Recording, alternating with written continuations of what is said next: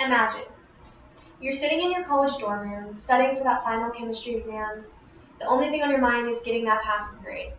Now picture this. Random people that you've never met before barging into your room. You're confused and frightened, and you have not the slightest idea what is going on.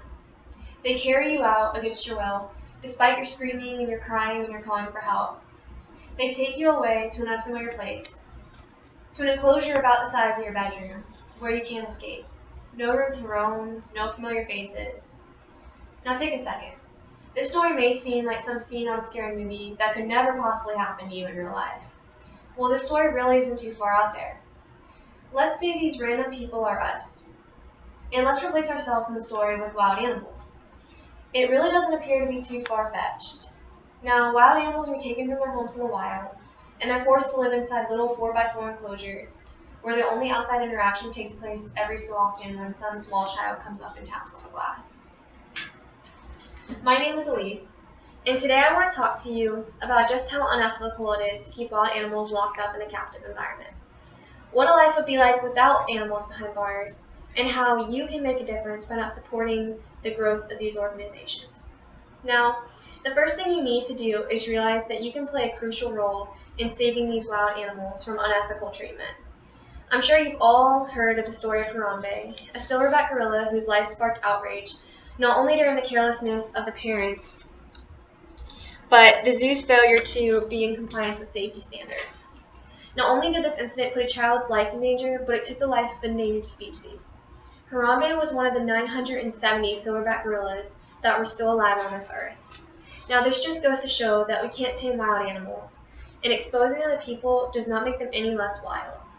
Likewise, animals in captivity suffer from stress and boredom and confinement. Now, we can use SeaWorld's killer whales as an example. These whales have to swim the circumference of the pool 1,400 times to match their daily distance traveled in the wild. Now, these animals are continually facing different stressors. They're poked and prodded by the public, they're forced to perform unnatural tricks, they're going place to place in cramped cages, and they're chained up in small enclosures for all of our amusement. Now, we don't realize the immorality behind animal captivity because we don't really see what happens behind the scenes. Now, picture what it would be like for these wild animals to be able to live and thrive in their natural environments. Let's imagine a life without these animals behind bars. Not only would there be no more suffering for these animals, but the public would be safer. We would also be able to make more efforts towards wildlife conservation. When zoos are no longer the center of conservation, the public will begin to take action on saving our wildlife and endangered species in the only way that we possibly could, which would be by making an effort to preserve their natural habitats. Now, a life without captivity would allow us to see these magnificent creatures interact in their natural environment. We would no longer have to see false views of how these animals actually live. So, working towards conservation of natural habitats and straying away from the captive life of zoos and aquariums should be our main goal. Now let's look at some of the more known captive species and visualize the impacts we would have on these wild animals' quality of life. So first, let's talk about elephants. Now, elephants love companionship. In the wild, they're used to living with 100 other elephants, and in captivity, they're often kept alone or in groups of 2 or 3. Now, their average lifespan in captivity is 40 years, compared to 60 to 70 years in their natural habitat. We could also use chimps as an example. Now, these guys often travel several miles every day, and they're also really smart. They make and use their own tools. However, in captivity, they lack the chance to solve problems, travel distances, or even forage for their own food. So they don't have the same type of stimulation that they have available in the wild.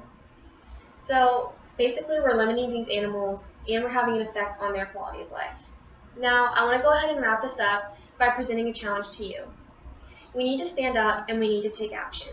Don't support these organizations that keep these wild animals confined to small enclosures, while failing to be able to provide the life that only their natural habitat can give them. Don't go to the zoo or the water park to see these magnificent creatures up close. Instead, do something different. Go to a national park, or even plan your next vacation to go on a safari trip. It's a choice I promise you will not regret. Now, just an overview. We talked about how unethical it is to keep wild animals locked up in a captive environment. What a life would be like without animals behind bars. and how you can make a difference by not contributing to the growth of these organizations. Now, every time you think about going to visit a zoo, put yourself in the animal's shoes. Would you want to stay in your captivity?